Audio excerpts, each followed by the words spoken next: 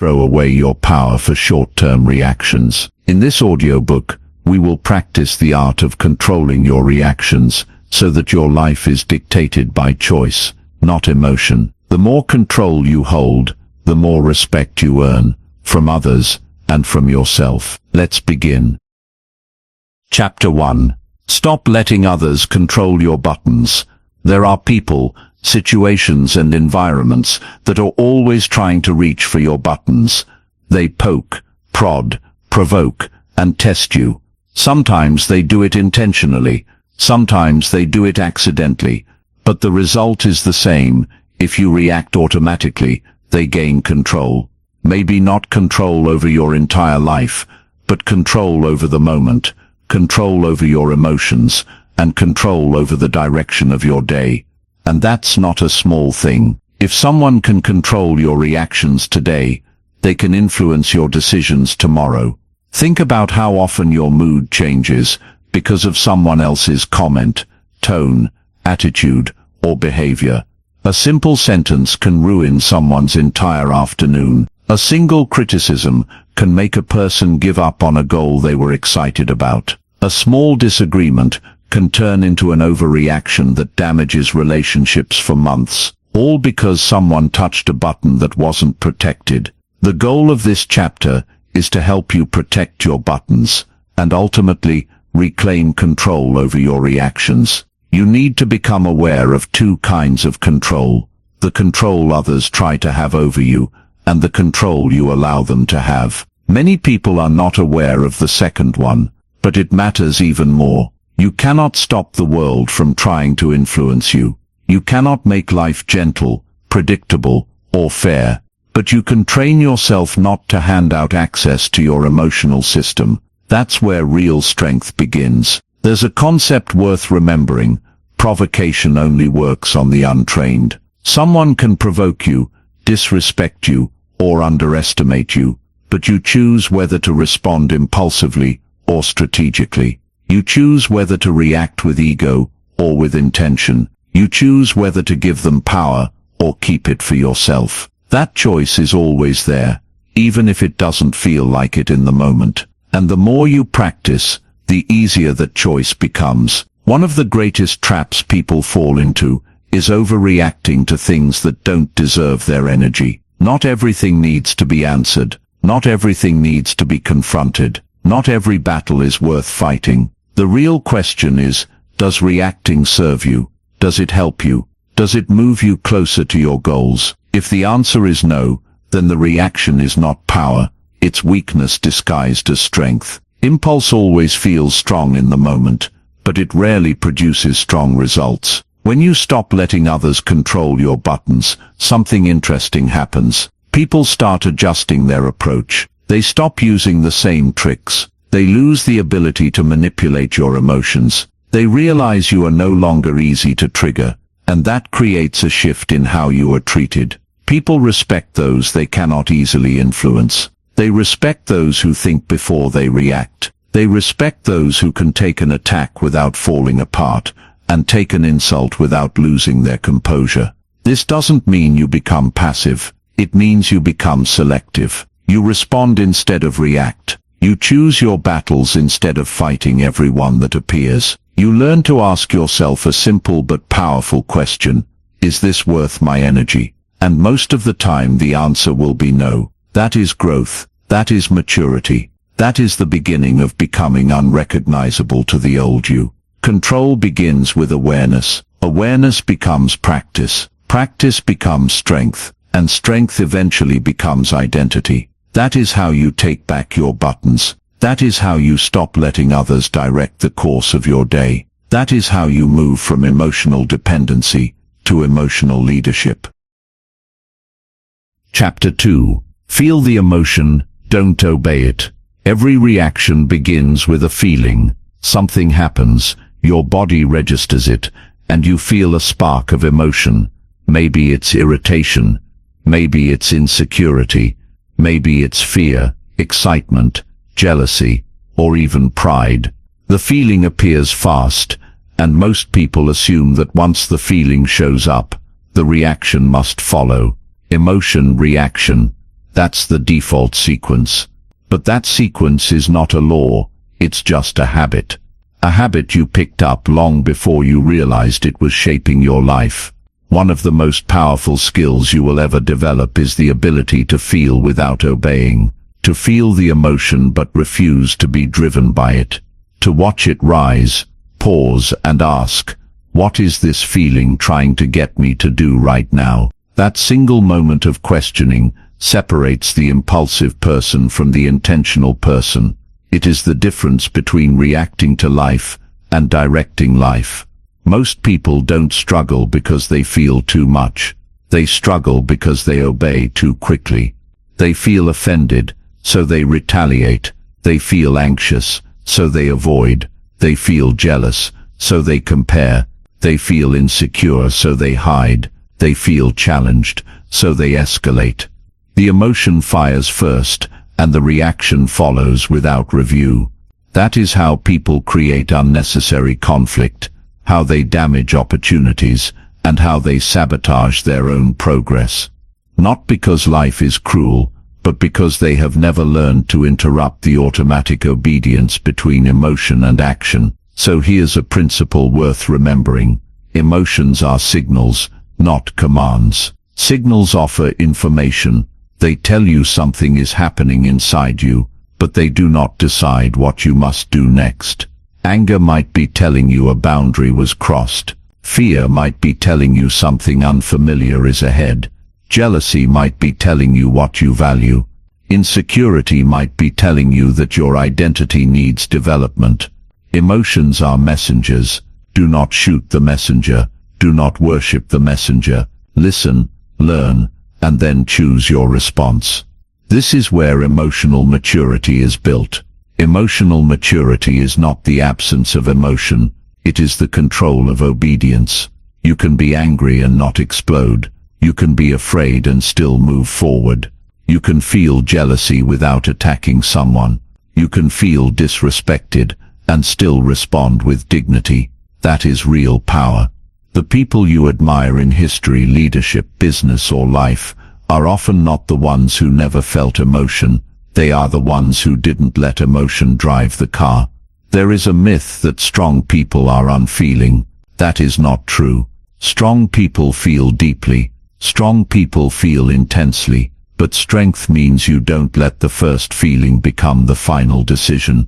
If you obey every emotion that appears, you are not in control. Your impulses are. And impulses don't think about consequences. Impulses don't think about reputation. Impulses don't think about growth. They just want immediate relief. Relief from discomfort. Relief from uncertainty. Relief from vulnerability. And relief is rarely aligned with progress. To master this skill, you don't need to kill emotion. You need to create distance from it. A small space between what you feel and what you do. A space measured in seconds, sometimes even in deep breaths. That space is where your life changes. That space is where you decide, not obey. And that space is the birthplace of wisdom. Every wise person you know has learned how to pause long enough to let emotion cool and logic rise. Not because logic is always superior, but because logic considers consequences and value. Emotion considers immediacy and survival. Here's the beautiful part. The more you practice feeling without obeying, the more confident you become in your ability to handle life. And with confidence comes calm, and with calm comes influence, and with influence comes respect. People trust those who can stay composed. People follow those who don't fold at discomfort. People look up to those who don't overreact to every spark of emotion. That trust becomes an asset. A quiet advantage, a powerful form of leadership, both over yourself and in the eyes of others. None of this means suppressing emotion. Suppression leads to explosions later. Suppression is pretending you don't feel anything while your internal world burns. That is not control, that is denial. Control means acknowledging the feeling, and then choosing the response deliberately. You can say, I feel angry, without acting in anger. You can say, I feel afraid, without obeying fear. You can say, I feel disrespected, without seeking revenge. And when you do that consistently, you build emotional discipline. And emotional discipline is the foundation of becoming unrecognizable to who you used to be. The old version of you reacted quickly. The new version reacts deliberately. The old version chased relief. The new version chooses results. And the bridge between those two versions is the simple, powerful skill of feeling the emotion, but refusing to obey it blindly. That is how self-control begins. That is how identity evolves. That is how you start to live on your terms, not under the orders of whatever emotion shows up. Chapter 3. Build the pause before you respond. The most powerful moment in any reaction is not the reaction itself. It's the tiny pause that comes before it. That pause is where your life is decided. It's where you either repeat your old patterns or create new ones. Most people don't even know the pause exists. Everything feels instant. Someone disrespects you and you fire back. Someone disagrees with you and you defend. Someone challenges you and you escalate. But if you slow it down, even for just a couple of seconds, you will notice there is always a space between stimulus and response. That space is where control lives. The pause is not about being passive. It's about buying time for the intelligent part of you to show up before the emotional part takes over. Emotion is fast. Ego is fast. Impulse is fast. Wisdom needs a moment, and that moment is almost always within reach. What you are learning here is not how to feel less. It's how to interrupt your automatic reaction long enough to choose a better one. That's what the pause gives you. Choice. Even 1 second of pause can change the outcome of a situation. 1 second to breathe. 1 second to review. 1 second to ask yourself, what am I about to do? That may sound small, but most people never get that second. They go straight from trigger to reaction, straight from emotion to expression, straight from discomfort to relief. And those fast reactions are the reason they stay stuck in unnecessary conflict, unnecessary explanations and unnecessary regret. When you build the pause, you slow down the impulse long enough to consider consequences. You ask better questions. Does this reaction serve me? Is this worth the energy? Who benefits if I respond this way? How will I feel about this tomorrow? Those questions don't ignore your emotion. They regulate it. They don't kill your pride. They protect it from foolish moves. They don't make you weak. They keep you from bleeding strength in the wrong direction. If you watch genuinely powerful people, they rarely react instantly. They listen. They observe. They process. They take their time. Sometimes they even stay silent. And because of that, their words carry more weight when they finally choose to speak. Their silence isn't confusion, it's preparation. Their pause isn't hesitation, it's control. This is why composure is often mistaken for superiority. People assume that if you're not reacting emotionally, you either don't care or you are unaffected. But the truth is, you care enough to respond wisely instead of impulsively. Now, the pause is a muscle. You can build it, you're not born with it. And you don't have to get it perfect from the start. Like any muscle, it gets stronger through repetition. You practice in small moments first, when someone cuts you off in traffic, when a friend says something irritating, when you receive criticism at work, when a stranger is rude, when your ego is poked. These small moments become training sessions. And you'll notice something interesting. When you don't react, the world doesn't end. There's no explosion, there's no collapse. In fact, you often feel stronger for not taking the bait. There is a saying worth remembering. If you can control the first 5 seconds, you can control the outcome. Because most battles aren't won in the argument. They're won in the beginning of the argument. Most conflicts aren't determined by logic. They're determined by reaction speed. The faster the reaction, the less intelligence involved. The slower the reaction, the more control you gain. The pause also protects you from saying things you don't mean. Words spoken in reaction are often words that become permanent wounds. Relationships are damaged not by thoughtful disagreement, but by unfiltered emotion. Careers are ruined, not by failure, but by reactive behavior under pressure.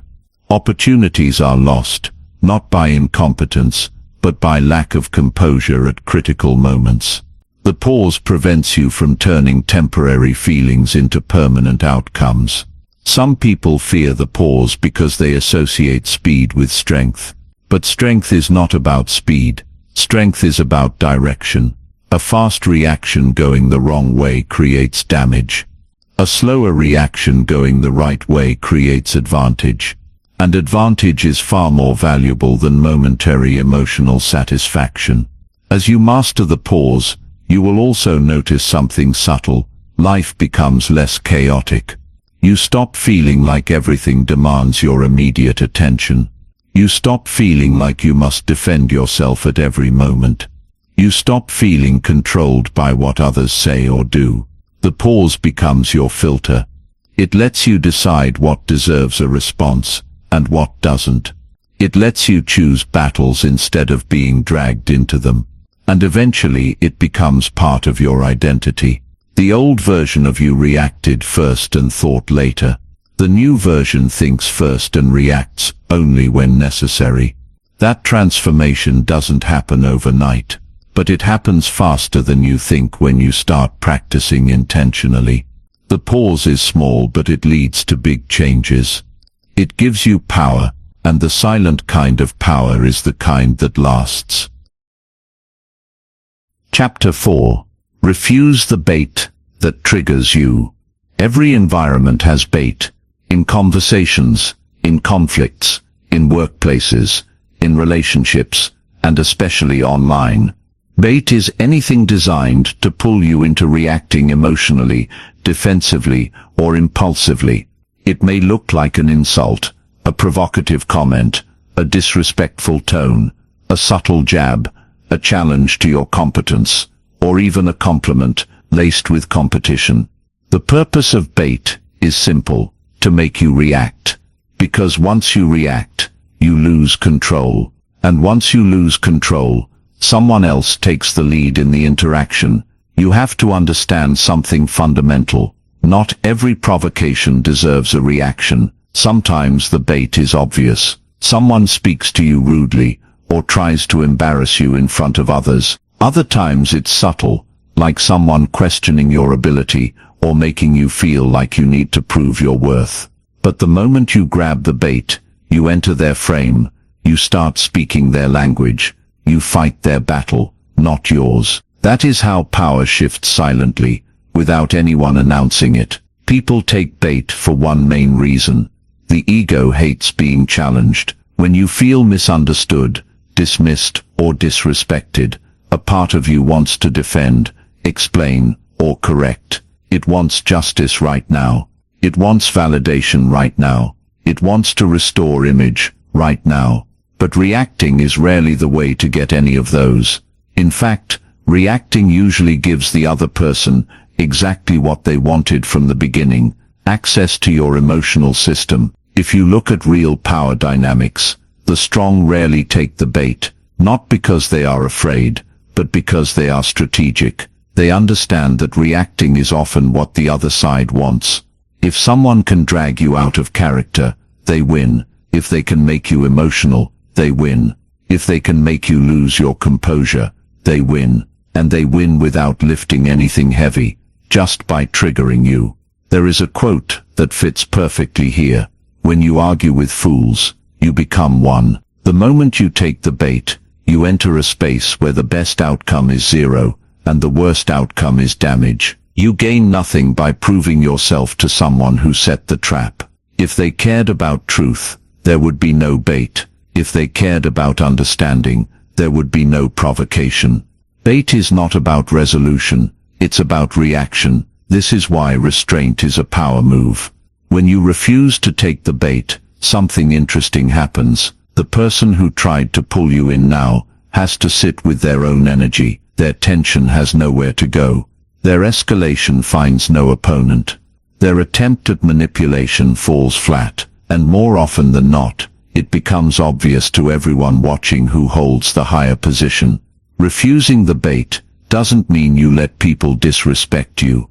It means you don't defend your ego at the cost of your dignity. You don't react just because someone provoked your pride. You don't fight because someone is inviting you to fight. You wait, you evaluate.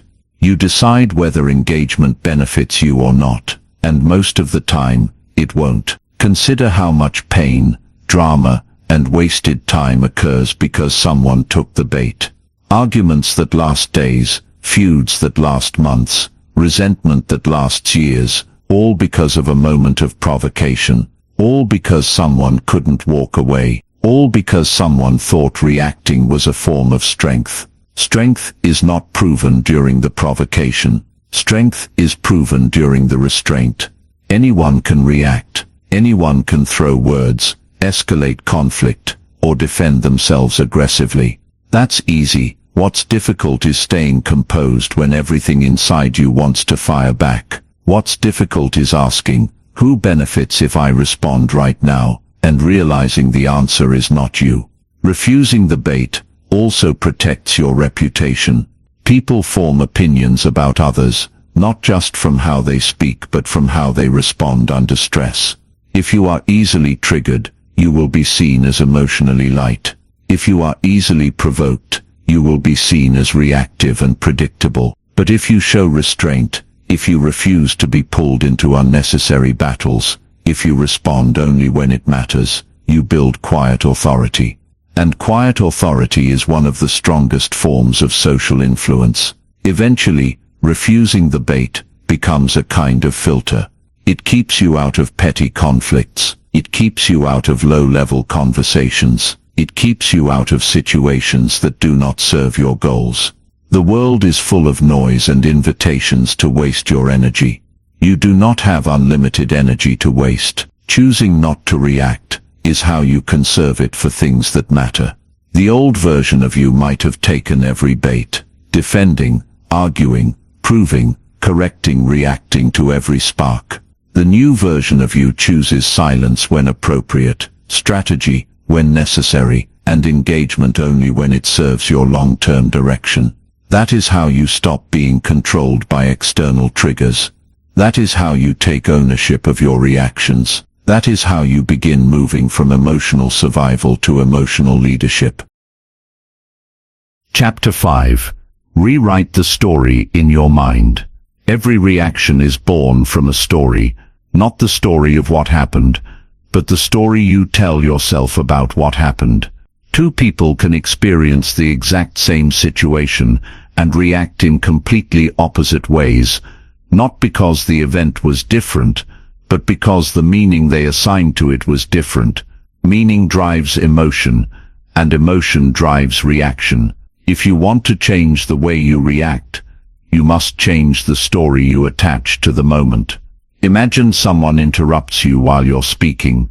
One person might think, they don't respect me and feel anger. Another might think, they're excited and didn't realize, and feel nothing. Same event, different story, different reaction. When you learn to rewrite the internal story, you gain leverage over your emotional system. You become less sensitive to triggers, less controlled by ego, and less dominated by assumptions that create unnecessary conflict. The problem is that most stories are not chosen. They are automatic. They come from past experiences, insecurities, fears, biases, and unfinished emotional business. If you grew up in an environment where criticism felt like an attack, you might interpret neutral feedback as hostility. If you grew up needing validation, you might interpret silence as rejection. If you grew up around conflict, you might assume disagreement equals disrespect. None of these are universal truths. They are personal stories. And until you update them, they will continue directing your reactions without your consent. To rewrite the story, you must first become aware of it. When something triggers you, pause and ask, what story am I telling myself right now? That question creates distance. It gives you enough space to observe your mind instead of being pulled into it. Sometimes you'll notice the story is exaggerated, distorted, or overly dramatic. Other times you'll notice the story is rooted in fear or insecurity rather than reality. And occasionally you'll notice there is no evidence for the story at all. It's just habit. Here's where the power grows. Once you identify the story, you can replace it with a better one. Not a delusional one, not a weak one, a better one. Instead of "they did that to disrespect me," you might try, "maybe they're having a bad day." Instead of "they're ignoring me," you might try, "people are busy, not everything is about me." Instead of "I failed, I'm not good enough," you might try, "failure is feedback, and I'll adjust." None of these replacements are passive or submissive. They are rational, grounded, and strategic. They give you stability instead of chaos. The biggest trap is assuming your story is the truth. It's not. It's just one interpretation. Until you learn to question it, it becomes a prison, and that prison keeps you reactive, defensive, and emotionally fragile. People who cannot rewrite their stories become victims of their own perception. They believe every thought they think and every feeling they feel. But your thoughts are not always accurate, and your feelings are not always wise. You need both, awareness and control, to build maturity. This matters because your story doesn't just influence how you react, it influences who you become. If your story says the world is against you, you will become defensive. If your story says people are judging you, you will become insecure. If your story says everything is personal, you will live on edge. But if your story says obstacles make you stronger, criticism helps you grow, and disrespect doesn't define you, then you become resilient. Same world, new identity. Rewriting the story also protects relationships. Much of the conflict in life doesn't come from what happened, it comes from the interpretation of what happened. One misunderstanding can create a war, one assumption can end a friendship, one inaccurate story can damage trust for years. People rarely fight over facts, they fight over meanings. And if you refuse to examine the meanings you assign, you will spend your life reacting to things that might not even be real. This skill is also essential for confidence. Confidence is not the absence of doubt, it's the ability to reinterpret situations in a way that keeps you moving forward. When confident people fail, their story is, "I'll learn from this." When insecure people fail, their story is, "This proves I'm not capable." That difference in storytelling creates a difference in behavior, and that difference in behavior creates a difference in results. Eventually rewriting the story becomes second nature. You stop assuming. You stop personalizing everything. You stop reacting to shadows. You start thinking in possibilities instead of threats. And people will notice. They'll see you remain calm when others panic. They'll see you respond with intelligence when others react with emotion. They'll see that you don't give your power to every situation or every person. That is the beginning of becoming unrecognizable, not because life becomes easier, but because your internal dialogue becomes stronger. The old version of you interpreted everything through insecurity. The new version interprets through clarity, and clarity produces control. Control of thought, control of emotion, and control of reaction. That control will change how you move, how you speak, and eventually how you live. Chapter 6. Upgrade: How you present yourself to the world. The way you present yourself to the world strongly influences how the world responds to you. This includes your voice, your posture, your decisions, your reactions, and even the energy you bring into a room. People are constantly reading signals, consciously and unconsciously. They read strength, insecurity, confidence, hesitation, threat, composure, and capability, long before they hear your words. And whether you realize it or not, those signals help determine the opportunities you receive, the treatment you get, and the respect you command. You've probably experienced this yourself. Some individuals walk into a room and immediately set the tone without saying a word. Others enter quietly and instantly shrink into the background. What makes the difference? Presentation, not in the superficial sense of fashion or charisma, but in the deeper sense of identity, posture, and self-respect. When you control the way you present yourself, you influence how others interact with you. When you lose control of that presentation, you leave your identity up to interpretation, and people rarely interpret in your favor. One of the fastest ways to upgrade your presentation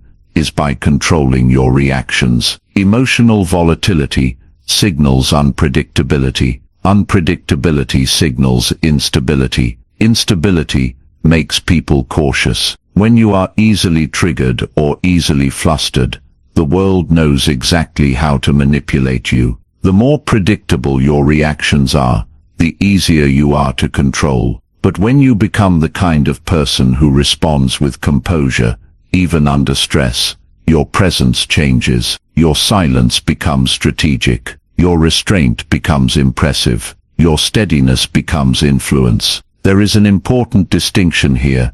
Presenting strength does not mean acting tough. It means acting aligned. Toughness is noisy. Strength is quiet. Toughness is reactive. Strength is selective. Toughness tries to impress. Strength doesn't need to. The person who tries to look powerful is often insecure. The person who actually is powerful doesn't need to announce it. Power is felt through control, and the greatest display of control is how you handle your reactions when things don't go your way. Another aspect of presentation comes from how you speak, not just the words you choose, but the timing, the tone, the clarity, and the intention behind them. Words spoken in frustration are rarely persuasive. Words spoken to impress are rarely respected. Words spoken without pause are rarely listened to. But words spoken with composure and precision create impact. The listener feels that you mean what you say.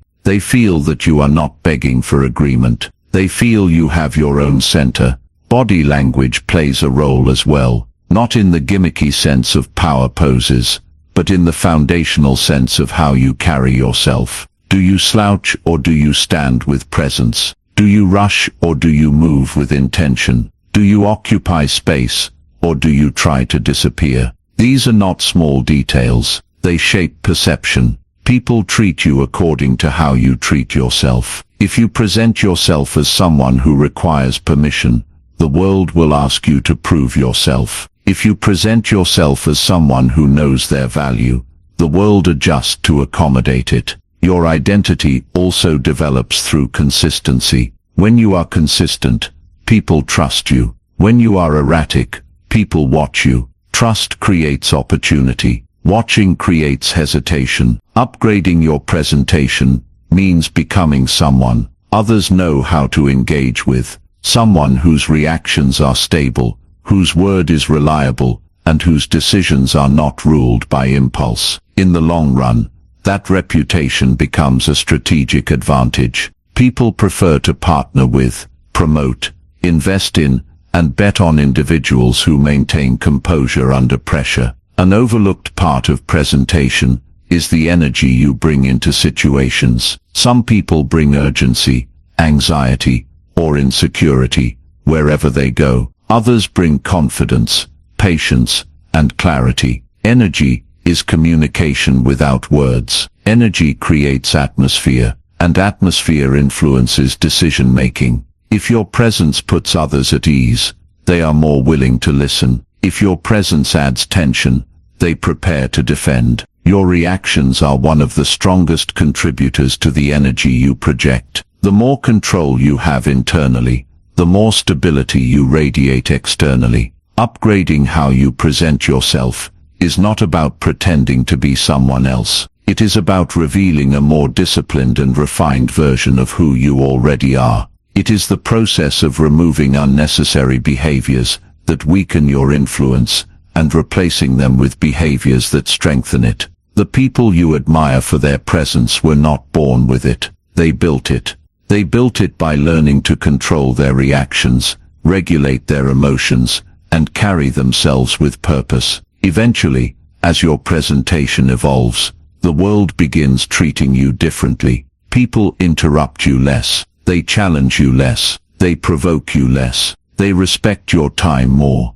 They consider your words more carefully, and they approach you with a different tone, not because you demanded respect, but because you projected someone who doesn't respond to disrespect impulsively. The old version of you reacted to everything. The upgraded version reacts to only what matters, and that alone changes how you move through the world, and how the world moves around you. Chapter 7. Choose logic. When impulse shows up, when something catches you off guard, your first reaction is rarely the wisest one. The first reaction is emotional. It's fast, charged, and often based on incomplete information. Impulse is built for survival, not for strategy. It wants immediate resolution, immediate clarity, immediate victory, or immediate escape. But life doesn't reward immediacy.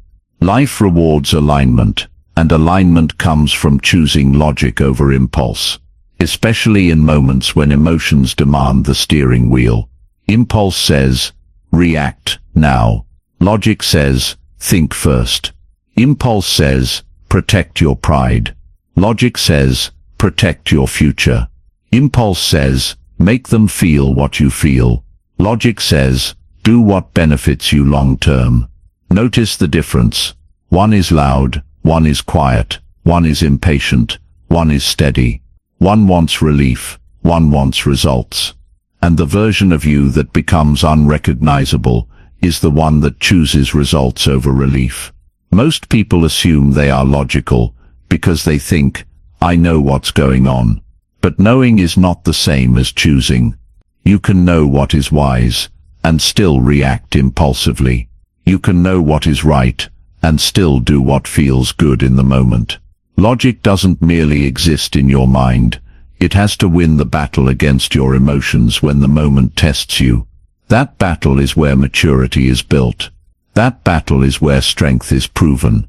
Impulse has three major motivations: ego, fear, and insecurity. Ego reacts to protect status.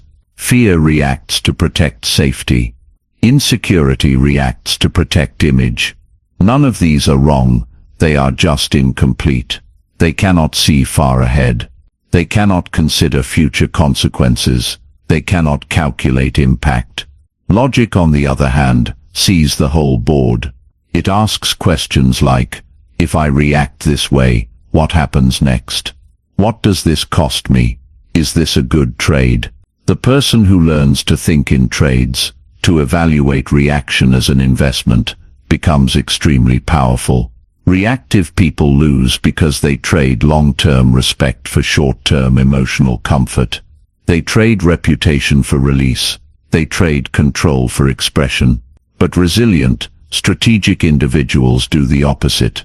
They trade short-term emotional comfort for long-term respect. They trade expression for influence. They trade reaction for leverage. That is what choosing logic looks like in practice. To choose logic, you must first recognize when impulse is entering the room. You'll notice it in your body before you notice it in your mind. Your chest tightens, your breathing changes, your tone sharpens, your thoughts speed up, your patience shortens. The urge to respond rises. These are signs, not signs that you must react, signs that you must pause. The moment you feel that shift, logic is available. You just have to reach for it before impulse takes action on your behalf. This is why training awareness is essential. You cannot choose logic if you are unaware of when you're being hijacked by emotion. You must learn to catch yourself mid-trigger. Not an hour later, not after the argument, not after the regret, in the moment. That's the skill, that's the training, that's the work. And the more you practice, the faster you become at noticing the emotional surge and halting it before it becomes a behavior. Once you notice impulse, the next step is evaluation. Ask yourself, what outcome do I want here?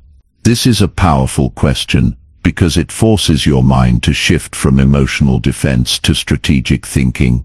The moment you think in outcomes, you stop reacting to the moment and start responding to the mission. And missions always outperform moments. A person who lives for the moment burns bridges. A person who lives for the mission builds pathways. Choosing logic does not mean becoming cold or robotic. Emotion can still have a seat at the table. It just can't run the meeting.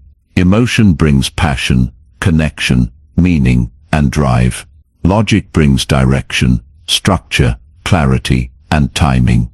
When both work together, you become sharp, deliberate, and significantly harder to manipulate. When emotion runs unchecked, you become predictable and easy to control. One of the best ways to strengthen logic is to study consequences. Look back at your past reactions and ask, did reacting quickly serve me or sabotage me? You'll find that many regrets could have been avoided with just a little more space, a little more thought, or a little more patience. Your past is a teacher, and it teaches you not through punishment, but through patterns. When you see the patterns clearly, you stop repeating them. Eventually, something interesting happens. The more you choose logic, the less chaos enters your life. People stop trying to bait you because it doesn't work anymore. Conflicts de-escalate before they start. Opportunities come to you because you are seen as stable and dependable, and most importantly, you begin trusting yourself. Not just emotionally, but strategically. That trust becomes the foundation of the unrecognizable version of you. The old version reacted to protect pride. The new version responds to protect purpose. And that difference will reshape everything: how you think, how you interact, and how you build your life from this point forward. Chapter 8. Stay calm. When conflict invites chaos. Conflict is where emotional discipline is tested the most. Anyone can remain composed when nothing is at stake. Anyone can look balanced when the environment is peaceful. But conflict introduces pressure, and pressure invites chaos. Chaos in the form of raised voices, rapid assumptions, sharp words, wounded egos, and heightened emotions. And what do most people do when conflict arrives? They match the chaos. They mirror it. Someone gets louder, so they get louder. Someone gets more aggressive, so they get more aggressive. Someone gets more emotional, so they abandon logic entirely. And in that reaction, they lose control over themselves and the situation. Staying calm in conflict is not about being passive or weak. It's about refusing to surrender your power. Calm people are not calm because they feel nothing. They are calm because they refuse to escalate. They refuse to let someone else hijack their emotional system. They refuse to hand over their composure to the loudest voice in the room. And once you understand this, you begin to notice something important. The calmest person in conflict almost always ends up with the advantage. Here's why. Conflict is not just about the surface argument. Conflict is about leverage. It's about position. It's about who is leading the interaction and who is reacting to it. When you escalate emotionally, you surrender the lead. You stop thinking about outcomes and start thinking about defending yourself. You stop thinking about the situation and start thinking about your pride. And pride is a terrible strategist. It reacts, it protects, it attacks, but it rarely wins you anything worthwhile. When you stay calm, you keep sight of the bigger picture. You can assess what the conflict is actually about. Is it about truth? Is it about misunderstanding? Is it about ego? Is it about control? Is it about fear? Is it about identity? Most conflicts are not about the thing being argued. They are about the emotions surrounding the thing. If you respond only to the surface layer, you miss the real game. There is also a psychological shift that occurs when someone remains composed during conflict. It forces the other person to confront their own escalation. A raised voice sounds louder next to a calm one. Aggression looks more irrational next to composure. Chaos looks less justifiable next to reason. Calmness becomes a mirror. It exposes the emotional volatility of the other side. And most people, deep down, do not want to be seen as irrational. Another powerful element of staying calm is clarity. When emotions spike, clarity disappears. You stop listening. You stop processing. You stop understanding. Everything becomes about the win, and the win becomes corrosive. Even if you technically win the argument, you lose respect, connection, or trust in the process. A destructive win is not a win. It's just a disguised loss with better marketing. Calmness allows you to choose a win that actually serves you and preserves what matters. Now let's address something important. Staying calm does not mean staying silent. Silence can be a tool, but calmness is a state. Calmness means you speak with clarity instead of frustration.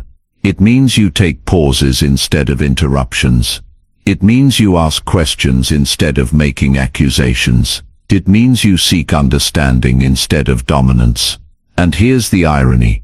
The person seeking understanding often gains influence more quickly than the person seeking victory. To remain calm in conflict, you must learn to regulate your own internal triggers. A fight is rarely about just the fight. It often touches wounds that existed long before the conversation.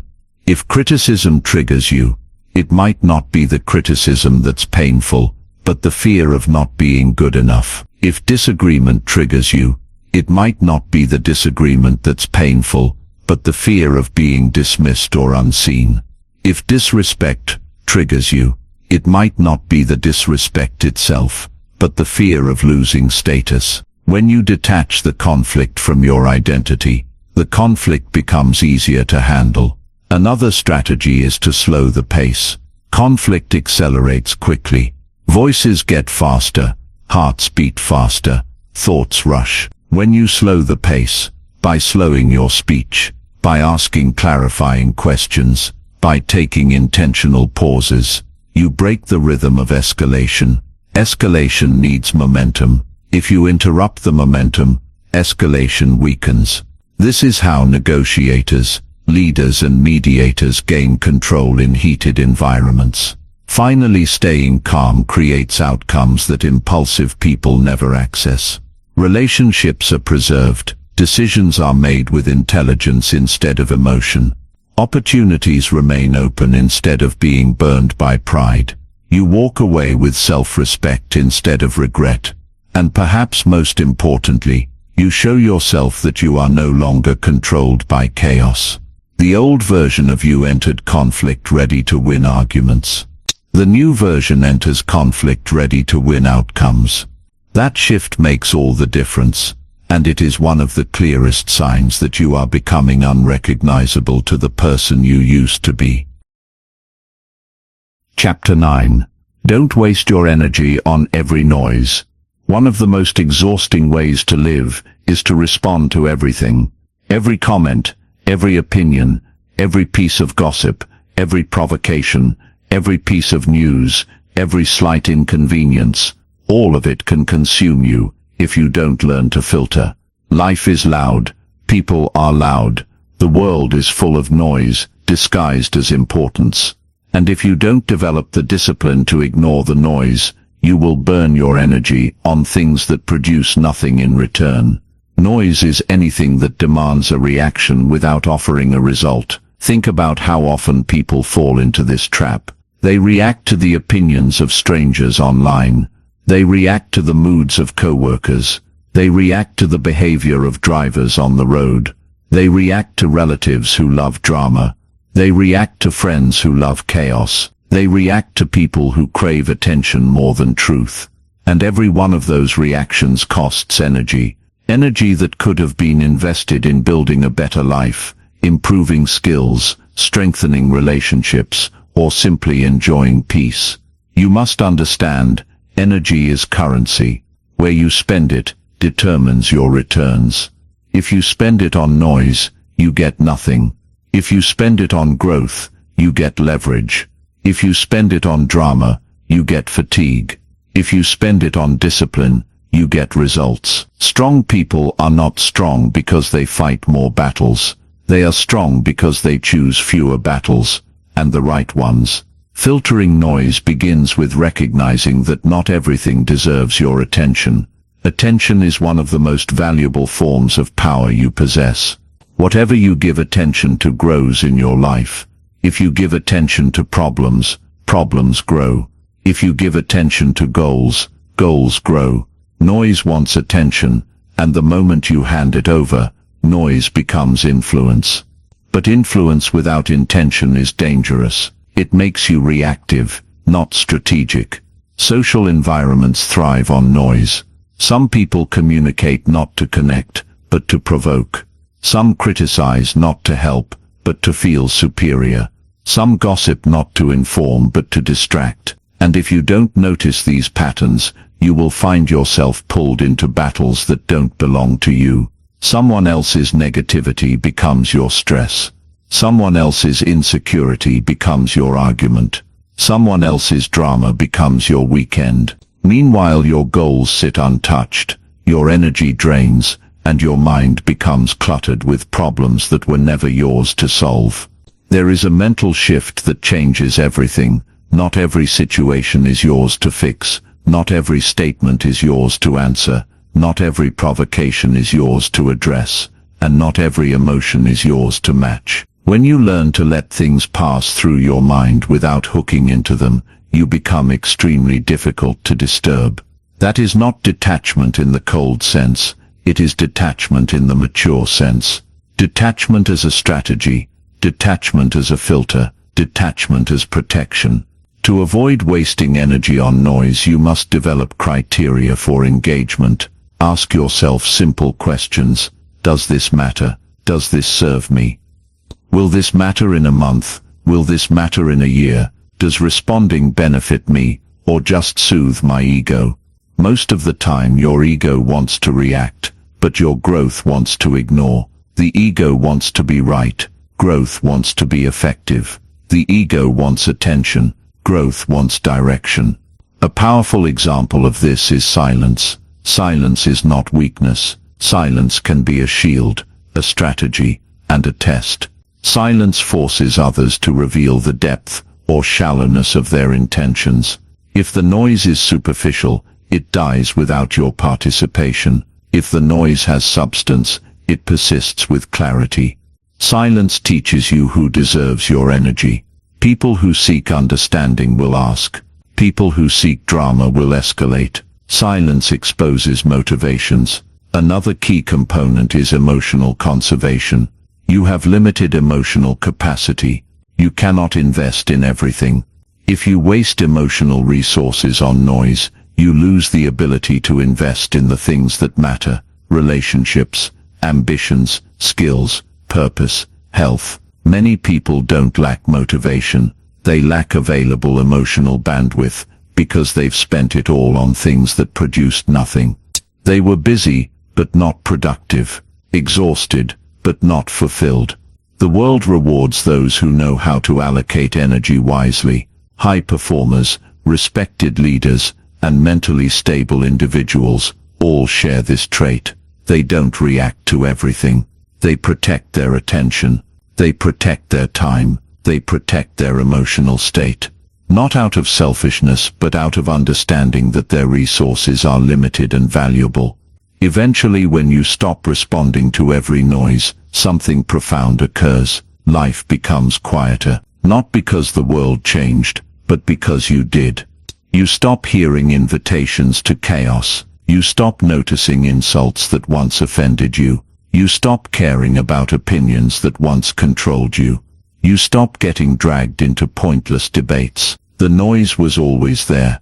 You simply stopped tuning into it.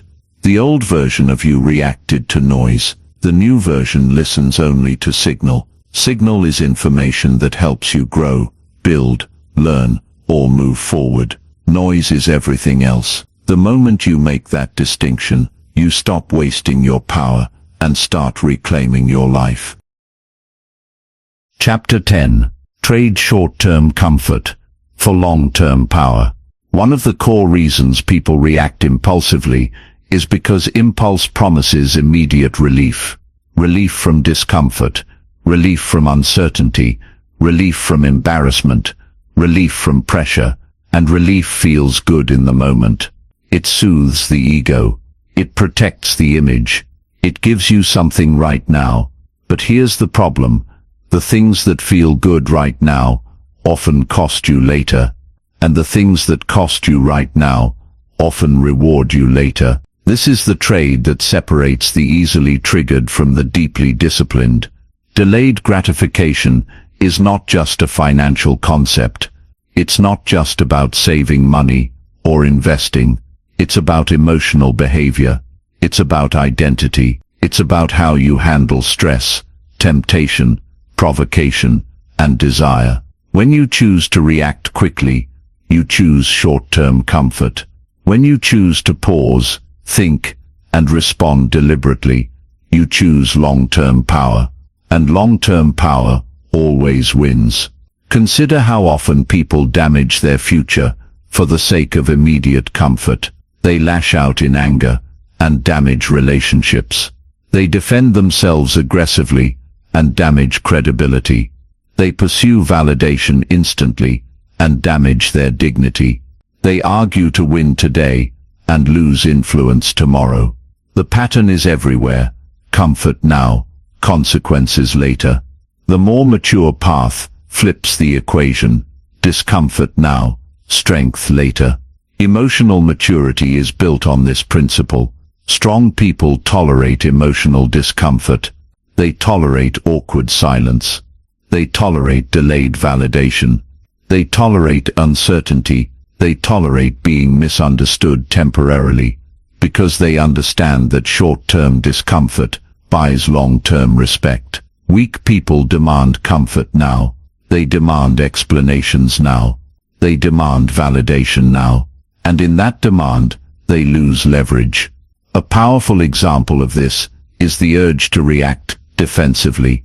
When someone criticizes you, the instinct is to explain yourself, to defend, to correct, to justify. Why? Because being misunderstood feels uncomfortable. But mature people can sit inside that discomfort.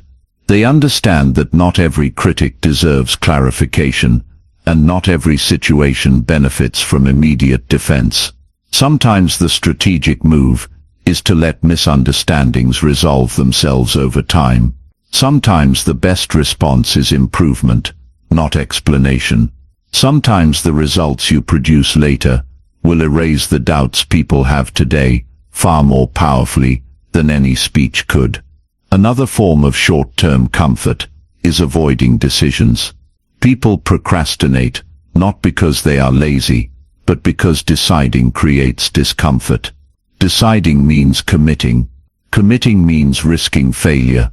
Avoiding decisions feels good temporarily. No judgment, no failure, no responsibility.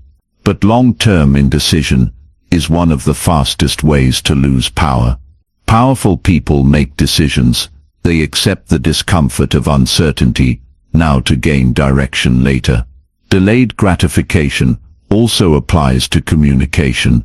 When conflict arises, people often rush to resolve things immediately because tension feels uncomfortable.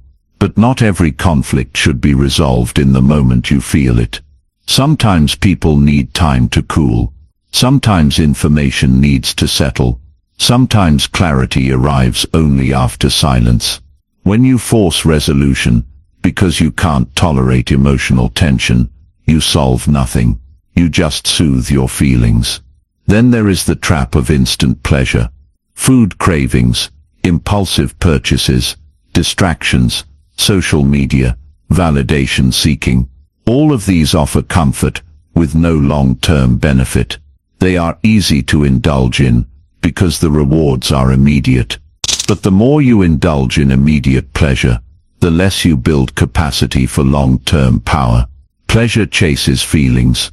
Power chases direction. You become dangerous when you can delay gratification. When you can say, I don't need to feel good right now, I am building something bigger. That mindset is rare. That mindset is why the world looks up to disciplined people, even if they mock them at first. Discipline is respected. Instant gratification is common, and what is common rarely commands admiration. To master this chapter, you need to ask a new question. When impulse shows up, what does this cost me long term? Not just emotionally, but in identity. Every reaction you choose is a vote for the person you are becoming. React in anger, and you vote for anger. React in insecurity, and you vote for insecurity. React in wisdom, and you vote for wisdom. The compounding effect of those votes shapes your character. You also need to recognize that delayed gratification is not deprivation, it is investment. When you delay the reaction, you invest in a better response. When you delay the validation, you invest in self-respect. When you delay the pleasure, you invest in long-term fulfillment. When you delay the argument, you invest in peace. Investment is uncomfortable at the beginning and rewarding at the end. Pleasure is the opposite, rewarding at the beginning and costly at the end. Eventually, as you trade short-term comfort for long-term power, you will notice something profound. Your world begins to organize itself around your discipline. Opportunities open that were previously closed. People treat you differently because you treat yourself differently. Chaos loses its grip on you because it can no longer bait you.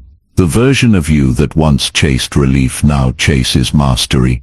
And that version is exactly the one that becomes unrecognizable, not because life got easier, but because you stopped choosing comfort over growth. Chapter 11. Starve the drama that drains your focus. Drama is one of the biggest thieves of human potential. It steals time. It steals attention. It steals emotional bandwidth. And worst of all, it steals focus. People often underestimate how costly drama truly is, because most drama feels justified in the moment. It feels like something you must address, something you must correct, something you must respond to, something you must fix.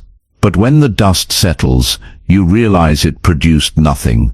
No growth, no progress, no improvement, no elevation, just fatigue. Where there is drama, there is always a reaction waiting to happen. And that is precisely why drama exists. It feeds on reaction. Without reaction, drama dies. Without attention, drama evaporates. Drama requires participation, and the moment you understand that drama is a demand for your emotional participation, you gain the power to starve it. You begin to understand that saying nothing is sometimes stronger than saying everything. You begin to understand that letting a situation pass through you without hooking into it is a skill, not a weakness. Drama often starts with small provocations, a sarcastic comment, a backhanded compliment, a subtle jab, a bit of gossip, an unnecessary comparison, a disagreement that could have been a conversation but becomes a conflict because ego got involved. These micro-dramas happen every day, and most people take the bait without noticing. Before they know it, they're invested in an argument that serves no purpose, defending a position that doesn't matter, or fighting for validation from people who don't care. Drama thrives in environments where ego is fragile and attention is cheap. It thrives where people need to be right more than they need to be effective. It thrives where people seek validation more than results. The fastest way to kill drama is to remove its audience. If you don't engage, you don't fuel it. If you don't explain, you don't feed it. If you don't defend, you don't expand it. Most drama escalates because both sides keep throwing firewood. One person throws a spark, the other throws gasoline. Before long, it turns into a fire neither side intended. To starve drama, you must develop emotional discipline. Emotional discipline doesn't mean you avoid conflict. It means you address conflict without chaos. It means you resolve issues without performing. It means you communicate without competing. It means you choose clarity over theatrics. Drama is theatrical, maturity is quiet. Drama wants an audience. Maturity wants a resolution. Drama seeks escalation. Maturity seeks understanding. Another source of drama is gossip. Gossip is drama, transferred through conversation. It spreads fear, doubt, insecurity, and tension. Gossip exists because it gives people a sense of involvement without responsibility. It offers entertainment without meaning. But the cost of gossip isn't paid in the moment. It's paid later in distrust, fractured relationships, and emotional contamination. When you participate in gossip, even passively, you carry other people's problems into your mental space. And once they're inside, they sit there, draining focus that could have been used for something real. Drama also arises from over-explanation. When you feel the need to explain yourself to everyone, you open doors to endless debates. Not everyone needs access to your reasoning. Not everyone deserves access to your intentions. Explanations should be reserved for those who are affected by your decisions, not those who are merely curious or judgmental. When you stop over-explaining, you shrink the battlefield, and many dramatic fires go out, because there is no oxygen left to keep them burning. There is also drama that comes from overreacting to small inconveniences.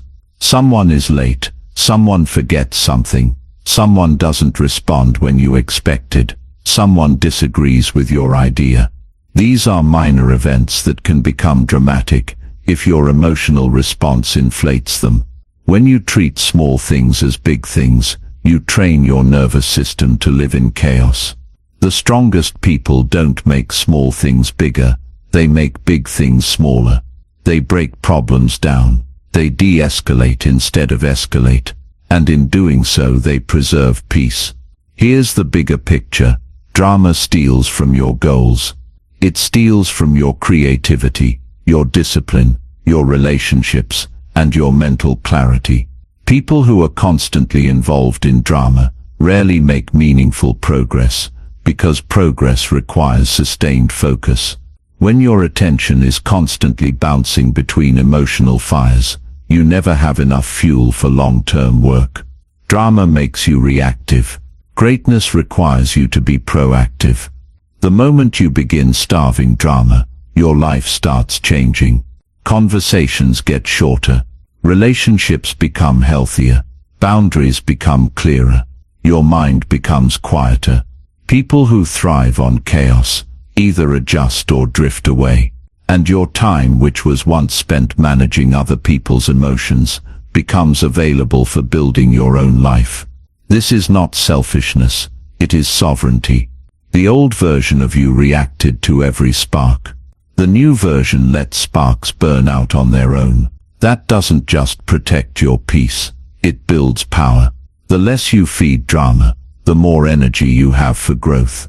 And that energy is exactly what separates the distracted from the focused, the reactive from the intentional, and the ordinary from the unrecognizable. Chapter 12. Stop begging for opinions and validation. One of the most subtle forms of emotional slavery is the need for validation. It is quiet, often invisible, and socially acceptable. People rarely admit it, but much of their stress frustration, and insecurity comes from seeking approval, from wanting others to confirm that they are good enough, talented enough, worthy enough, intelligent enough, successful enough. And because validation often feels good, many don't recognize it as a trap, but it is. The moment you require someone else's approval to feel secure, you hand them control over your reactions. Validation is addictive because it solves a temporary discomfort, uncertainty. When you are unsure about your decisions, you ask others what they think. When you feel insecure about your appearance, you look for compliments. When you doubt your abilities, you seek reassurance. When you aren't sure if your work is valuable, you chase likes, comments, and applause. And like any quick fix, validation feels satisfying at first, but the more you rely on it, the weaker you become without it. This constant need for external confirmation drains both confidence and independence. If you need someone to tell you you're doing well, then someone else can tell you you're not. If you need someone to tell you you're enough, then someone else can tell you you're not. Validation opens the door in both directions. When you let praise define you, you automatically let criticism destroy you, and that is not power, that is dependency. There is also a deeper psychological problem with seeking validation. It makes you perform instead of live. Instead of doing things because they matter to you, you do them because they look good to others. Instead of building the life you want, you build the life you believe people will approve of. And nothing drains authenticity faster than performance. The more you perform, the further you drift from who you actually are. To break the validation trap, you must develop a different orientation: internal referencing. Internal referencing means you evaluate your choices through your own values, your own goals, and your own principles, not someone else's reactions. Internal referencing asks, is this aligned with who I want to be, instead of will people like this? When internal referencing becomes your compass, you stop begging for opinions and start owning your direction. There is a major difference between seeking information and seeking validation. Information helps you improve. Validation helps you feel accepted. Information has a purpose. Validation has a craving. You can consult experts for information. But validation often comes from anyone willing to give attention. That is why validation can make you easy to manipulate. Anyone who knows how much you crave approval can control your mood with a single comment. Another side effect of validation seeking is hesitation. When you need someone else's approval, before you move slowly, you overthink, you wait, you delay, you ask around. And while you are waiting for others to give you permission, someone else with no need for approval takes action and gets the results you wanted. Many people are not lacking talent or intelligence. They are simply waiting for someone to clap before they start performing. Validation is also tied to fear. Fear of disapproval, fear of judgment, fear of being misunderstood, fear of disappointing others. But here's the truth: you will be judged no matter what. You will disappoint someone, no matter what. You will be misunderstood at some point, no matter what. There is no version of life where everyone approves of you. Even the most admirable people have critics. Even the most successful people have doubters. Even the kindest people have detractors. If you're waiting for universal approval before you move, you are waiting for a reality that doesn't exist. To stop begging for validation, you need to build self-respect. Self-respect doesn't come from compliments. It comes from decisions. It comes from doing what you said you would do. It comes from taking responsibility for your choices. It comes from moving toward goals even when no one is watching. The more you respect yourself, the less you need others to confirm your worth. External validation becomes a bonus, not a requirement. You also need to learn to live with disapproval. The ability to be disliked when necessary is a form of emotional strength. If you always need to be liked, you will never make strong decisions, because strong decisions often upset someone. People who achieve meaningful things disturb comfort. They challenge assumptions. They break patterns. They set boundaries. They walk away from situations that others tolerate. None of these actions are universally approved, but all of them are part of building a life that belongs to you. Eventually, when you stop begging for opinions and validation, something significant changes. You begin to express yourself without permission. You pursue goals without applause. You stand in rooms without shrinking. You stop explaining your decisions to people who are not affected by them. And you stop allowing opinions to dictate your identity. The old version of you asked, "Do they approve?" The new version asks, "Is this right for me?" That shift is where emotional independence begins. And emotional independence is one of the strongest forms of identity you can ever develop, because once you validate yourself, no one else gets to decide who you are. Chapter 13. Respond with strategy, not emotion. One of the most important upgrades you can make in life is shifting from emotional reactions to strategic responses. Emotional reactions are immediate. They are raw. They are based on how you feel in the moment. Strategic responses are deliberate. They are chosen. They are based on what serves you long term. The difference between the two is the difference between living as a participant of life and living as a creator of life. Strategy requires awareness. Emotion requires only impulse. Emotion asks, "How do I feel right now?" Strategy asks, "What outcome am I trying to create?" That single shift in orientation changes everything. When you start thinking in outcomes instead of emotions, you stop reacting to the moment and start directing the situation. And the person who directs the situation often walks away with the advantage. Responding with strategy doesn't mean suppressing emotion. Emotion is information. Anger tells you a boundary was crossed. Sadness tells you something meaningful was lost. Fear tells you something uncertain lies ahead. Jealousy tells you something matters. Insecurity tells you something needs development. Emotion gives you data. Strategy decides what to do with that data. When people confuse emotion for direction, their reactions become unpredictable, volatile, and often self-sabotaging. Consider conflict. In conflict, reacting emotionally usually escalates the problem. People become defensive, louder, and more invested in being right. But when you approach conflict strategically, you ask different questions. What is this really about? What does the other person need to feel or understand? What outcome would benefit both sides? These questions shift the focus from winning the argument to resolving the situation, and resolution is far more valuable than victory.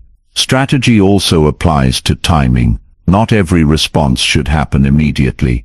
Sometimes the smartest thing you can do is wait. Wait until emotion settles. Wait until more information arrives. Wait until the other side reveals their intentions.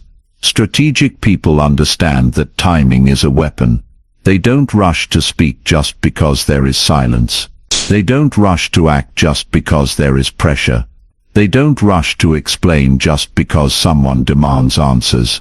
They choose the moment that gives them the highest leverage. Another component of strategic response is choosing the right medium. Not every disagreement should happen over text. Not every important conversation should happen publicly. Not every issue needs an audience. Emotional people choose the fastest medium. Strategic people choose the most effective medium. If clarity matters, they speak. If documentation matters, they write. If relationship matters, they meet. The medium is not random, it serves the mission. There is also discipline in strategic restraint. Sometimes the best move is no move. Not responding can be a response. Silence can be a statement. Withdrawal can be a boundary. Observation can be a strategy. Emotional people often fear silence because silence feels like uncertainty. But strategic people value silence because silence creates space for information to surface. Silence forces others to reveal themselves. It also prevents you from turning temporary feelings into permanent consequences. Strategic response is not about manipulation. It's about intention. It's about asking, what am I trying to build here? What matters most in this situation? What outcome aligns with my future? Emotional reactions are about right now. Strategic responses are about what happens next. Maturity is measured by how far into the future your decisions can see. Some people see only the next 5 seconds. Others see the next 5 years. That difference in horizon explains why some people create progress while others create chaos. Responding strategically also protects your relationships. When you react emotionally, you might say things you don't mean, or escalate something that could have been handled calmly. Emotional damage is often harder to repair than situational damage. A problem can be fixed. Words sometimes cannot be taken back. Strategic responses slow the tempo and allow you to preserve what matters without sacrificing your dignity. Another benefit of strategic response is how it influences perception. People respect those who do not react impulsively. People trust those who stay composed under pressure. People follow those who think clearly when others panic. This isn't about impressing anyone. It's about showing you are not controlled by the environment. That is power, not the loud, chaotic, performative kind. The quiet kind that builds reputation over time.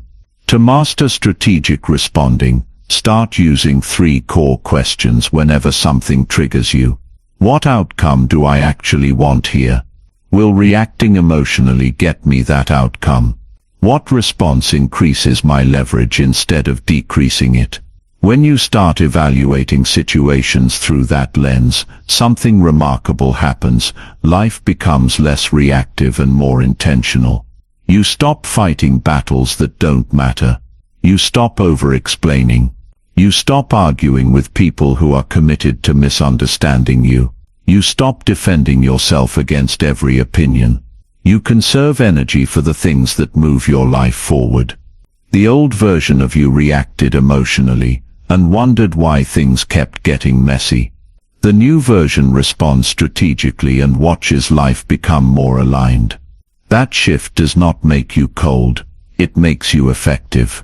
And effectiveness is what builds the kind of life that eventually makes you unrecognizable to the person you used to be. Chapter 14. Turn hard times into an advantage. Everyone wants to stay composed when life is smooth, when the plans are working, when the people around them are agreeable, and when the results match the effort. But composure matters most when things break, when disappointments arrive, when uncertainty appears, and when life throws something at you that you did not choose. Hard times are not just a test of endurance. They are an exam on how well you control your reactions when the pressure is not optional. And the difference between those who crumble and those who grow is not luck but strategy. They turn hard times into an advantage instead of a crisis. Most people react to hard times emotionally. They complain, they panic, they blame, they freeze, they explain away responsibility. They distract themselves so they don't have to confront reality. But emotional reactions to adversity rarely produce useful outcomes. They may soothe the ego temporarily, but they don't change anything. They don't strengthen anything. They don't move anything forward. Hard times are not solved by emotional expression. They are solved by emotional leadership. Turning adversity into advantage starts with one mindset shift. Obstacles are not interruptions. They are information. They reveal where your systems are weak. They reveal where your signals are incomplete. They reveal where your assumptions were unrealistic. They reveal what needs to change. Without adversity, you would never examine those things, because comfort hides weaknesses, problems expose them, and once something is exposed, it can be improved. Think about any story of transformation you admire. It didn't happen during vacation. It didn't happen when everything was going right. It didn't happen when the path was perfectly paved. It happened when something broke, when a plan failed, when a setback appeared. Hard times force reflection. Reflection produces clarity. Clarity produces action. And action produces growth. There is no growth without friction. Friction is the tax of progress. To use adversity to your advantage, you must resist the urge to personalize it. Hard times are not evidence that life is against you, that you're not good enough, or that the world is unfair. Hard times are universal. The only difference is how people interpret them. One person sees adversity as attack, another sees adversity as training, and the person who sees it as training will eventually outgrow the person who sees it as attack. Another component of using adversity to your advantage is learning to slow down your reaction. When something bad happens, your nervous system wants speed. It wants a fast explanation, fast comfort, fast escape. But the first explanation you give yourself is often wrong, and the first solution you try is often emotional, not strategic. When you pause, you create space for better thinking. When you create space for better thinking, you stop reacting to the pain and start responding to the problem. Adversity also reveals character, not to the world first, but to yourself. You learn whether you quit easily. You learn whether you panic under pressure. You learn whether you look for excuses or look for solutions. You learn whether you are driven by comfort or driven by purpose. Most people don't actually know their character until adversity shows up, because character is not built in theory, it is built in conflict. Hard times also demand responsibility. Responsibility does not mean blame. Responsibility means ownership, ownership of the next move. You don't have to be responsible for everything that happens to you, but you are responsible for how you respond to it. And the moment you take responsibility for response, you stop waiting for life to fix itself. You become the one who adjusts, who adapts, who learns, who recalibrates, who gets up again. That is power. Turning adversity into advantage also means extracting value from pain. Pain is information. Pain is feedback. Pain is a message telling you where your evolution is required. Most people try to numb pain or avoid pain, but pain avoided is just pain delayed. When you learn from it, pain becomes fuel. When you ignore it, pain becomes residue. Residue makes you heavy, bitter, and reactive. Fuel makes you stronger, wiser, and more intentional. Another way to leverage adversity is through direction. Hard times force decisions. They force you to choose what matters and what doesn't. They eliminate distractions. They eliminate unnecessary people. They eliminate illusions. Clarity is expensive. You rarely get it for free. Adversity is one of the prices you pay for clarity. Once you have clarity, your reactions become sharper, your priorities become cleaner, and your life becomes more aligned. The truth is, hard times will visit everyone eventually. You don't get to avoid them, but you do get to choose what they produce in you. You can let adversity shrink you or strengthen you. You can let it make you bitter or make you wiser. You can let it break you or rebuild you. Many of the strongest, most composed, and least reactive people you'll ever meet didn't become that way because life was gentle. They became that way because life was not. The old version of you took adversity personally and reacted emotionally. The new version sees adversity as material, material for growth, for learning, for strategy, for resilience. And that shift is one of the clearest signs of becoming unrecognizable to who you used to be. Chapter 15. Let silence and results announce who you are. There comes a point in your evolution where you no longer need to argue, explain, justify, defend, or chase recognition. You reach a level of internal clarity where your energy shifts from proving to building, from talking to doing, from declaring your worth to demonstrating it. This chapter is about reaching that point where silence becomes your language and results become your introduction. Silence is underrated in a world obsessed with noise. People feel the need to post, announce, defend, and explain themselves constantly. They comment on everything. They respond to everyone. They try to correct every misunderstanding and fight every misrepresentation. But the truth is simple. When you constantly defend your character, you drain the very power that could have built something undeniable. Silence, when used intentionally, is not avoidance. It is discipline. It is self-control. It is a refusal to waste energy on conversations that lead nowhere. When you understand your mission, you stop needing to announce your moves. Announcing brings attention. Attention brings opinions. Opinions bring noise. Noise brings distraction. And distraction pulls you away from the life you're trying to build. The most powerful people in any field are not the ones who talk the loudest. They are the ones who work the longest. They move in silence, not because they're hiding, but because they're focused. They understand that attention is not the goal.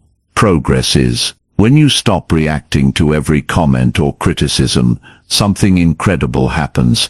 People begin to wonder. They wonder what you're building. They wonder why you're so calm. They wonder what you know that they don't. Unpredictability creates curiosity. Curiosity creates respect. The less you reveal through words, the more you reveal through behavior. And behavior is always more convincing than conversation. This doesn't mean you stay silent when something important needs to be said. It means you choose where your voice is valuable. Your voice shouldn't be wasted explaining yourself to people who are committed to misunderstanding you. It shouldn't be wasted proving your worth to people who have no intention of respecting it. It shouldn't be wasted trying to persuade people who are not even listening. Strategic silence is the understanding that not every battle requires your sword. Some battles collapse on their own when you starve them of your reaction. Results, on the other hand, require no debate. They require no defense. Results speak a language that cannot be twisted by someone else's opinion. When you accomplish something real, the same people who doubted you are forced to acknowledge it. Even if silently, the criticism fades. The gossip dies. The noise disappears. Results rewrite narratives. They shut down arguments. They shift perception without you saying a single word. People may dismiss your goals, but they cannot dismiss your growth. They may question your direction, but they cannot question your destination once you arrive. They may judge your silence, but they cannot judge your progress when it becomes too obvious to ignore. When you let your actions announce your identity, the world has no choice but to adjust how it sees you. This is why maturity often feels like talking less. Not because you have less to say, but because you no longer need validation. You no longer need to win every argument. You no longer need to prove your intelligence, your kindness, your strength, or your intentions. You know who you are, and when you know who you are, external noise loses its power over you. There is another layer to this silence. Protects your emotional state. When you don't react immediately, you create a buffer between yourself and the situation. That buffer gives you space to think instead of react. It gives you space to choose dignity over impulse. It gives you space to align your response with your values instead of your feelings. Silence is not empty, it is full of intelligence. Silence also makes your presence stronger. When you speak less, you observe more. You understand more. You see things other people miss because they are too busy talking. Presence grows in the space where noise disappears. People who are comfortable in silence become powerful without performing. They don't compete for attention, they command it naturally. Now pair that silence with results, real tangible results, and you become unstoppable. The world is built for the loud, but it bends for the disciplined. Loud people gather attention. Disciplined people gather respect. Loud people win the moment. Disciplined people win the future. Think of the old version of yourself, the version that reacted quickly, explained endlessly, fought unnecessary battles, tried to win every argument, and constantly sought to be understood. Now think of the version you are becoming, the version that saves energy for meaningful things, that doesn't chase approval, that works quietly, that chooses direction over distraction, and that lets results introduce them. When you reach this level, you no longer say, "I will prove them wrong." You say, "They will see when they see." And that shift is freedom. Freedom from noise, freedom from emotional dependency, freedom from unnecessary reactions. The old you needed attention, the new you needs progress. The old you needed validation, the new you needs mastery. The old you talked, the new you builds. And when you build consistently, silently, intentionally, your results will speak a language the world cannot ignore. That is the moment you become truly unrecognizable. Conclusion. Transformation is not loud, and it's not instant. It doesn't happen in a single moment of clarity or a dramatic breakthrough. It happens quietly, through 1,000 small decisions, decisions about how you react, how you interpret moments, how you manage discomfort, how you choose your battles, and how you discipline your emotions. This audiobook has not been about becoming perfect. It has been about becoming strategic, intentional, and emotionally independent. Because once you master your reactions, you change the trajectory of your life. Think about who you were before you understood these principles. Maybe you took things personally. Maybe you reacted to every comment, every disagreement, every criticism. Maybe you explained yourself too much. Maybe you chased validation. Maybe you fought battles that didn't matter. Maybe you tried to win arguments at the expense of outcomes. Maybe you handed control of your emotional state to the world around you. There's no shame in that. Many people live their entire lives that way. But you are no longer that person, not because life became easier, but because you became harder to knock off center. The real strength in this journey has been learning to pause instead of lash out, to question instead of assume, to respond instead of react, and to let things go instead of letting them break you. Strength has been learning to let silence protect you, and results represent you. Strength has been choosing long-term power over short-term comfort. Strength has been realizing that not every noise deserves your attention, and not every opinion deserves your energy. Strength has been learning to navigate conflict without inviting chaos into your identity. When you control your reactions, you take back something that most people lose without noticing: sovereignty over your emotional world. Without sovereignty, you are carried by circumstances, pulled by egos, triggered by noise, and influenced by environments. With sovereignty, you remain grounded, you remain intentional, you remain composed. Life does not stop being difficult. People do not stop being unpredictable. Challenges do not disappear, but your response becomes stronger than the situation. And once that happens, life begins to bend in your favor.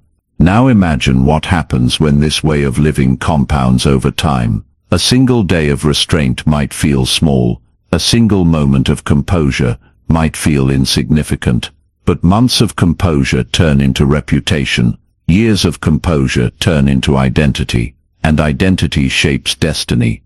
There is a reason the phrase of this audiobook is about becoming unrecognizable, because true evolution is not when others notice you changed. It is when you look back and barely recognize the version of yourself who reacted to everything. Becoming unrecognizable is not about arrogance or superiority. It's about outgrowing the patterns that once controlled you. It's about building a version of yourself that your past self would admire. A version of yourself that does not break under pressure, does not crumble under criticism, does not collapse under misunderstanding, and does not lose direction under provocation. A version of yourself who is trusted, respected, stable, disciplined, and capable of leading both themselves and their environment. If there is one message to take with you, it is this: your reactions are not small, they are not trivial, they are not just emotional responses, they are the architecture of your future. Every reaction is a choice, and every choice is a thread that weaves your character, your relationships, your opportunities, and ultimately your destiny. Control your reactions, and you control far more than you realize. This journey does not end here. It continues every day, in conversations, in conflicts, in challenges, in silence, in uncertainty, and in success. Every day you will have the chance to choose reaction or response, impulse or strategy, comfort or power. Choose wisely, choose deliberately. Choose the version of yourself you are becoming, and with time the old you will fade, not forgotten, but surpassed, and the world will meet a person who did not demand recognition, did not beg for approval, and did not announce their transformation. A person whose composure, restraint and results introduced them long before they ever spoke a word. That is how you become